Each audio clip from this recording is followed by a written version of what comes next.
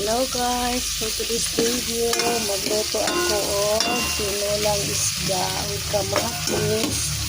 Ang atuang isda is panpanong.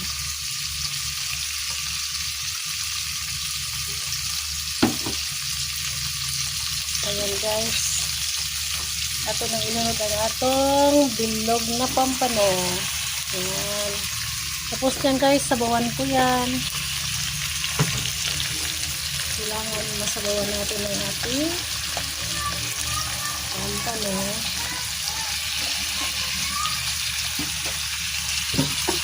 Ayan guys. Pagkatapos ito guys, lagyan ko ng malunggay. Kunti lang ang ating isabaw guys kay bata naman ang mukhaon ko ani. Yan, ipula natin ang apoy natin. Kaya pakuluin muna natin ng 10 minutes guys. Luto na ito. Tsaka kuha muna ako ng malunggay para ano ko dyan. Ayan. Sarap yan mga guys. Garutay ang sarap-sarap. Pampano. Paman ako ng malunggay. Ayan guys, bumalik tayo sa ating tinulang pampano. Ayan, kumukulo na siya. After 10 minutes, kumukulo na. Tikman na natin ang sabaw kung okay na ba. Tapos ilagay na natin ang ating malunggay.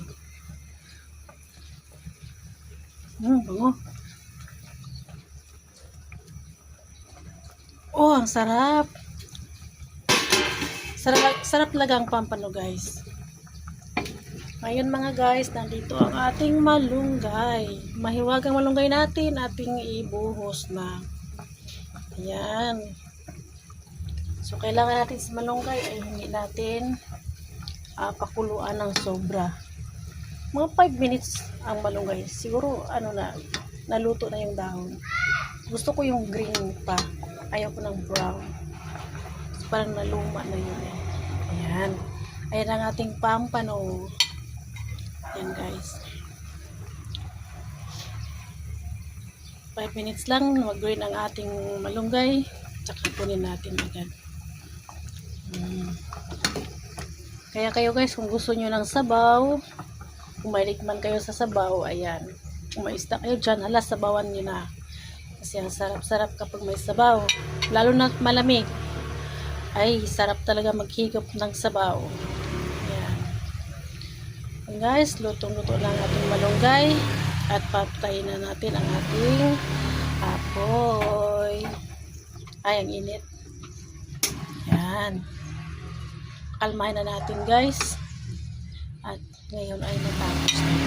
Maraming salamat po sa inyong pagsubaybay sa aking video. Like and share na lang po sa inyo. Bye bye.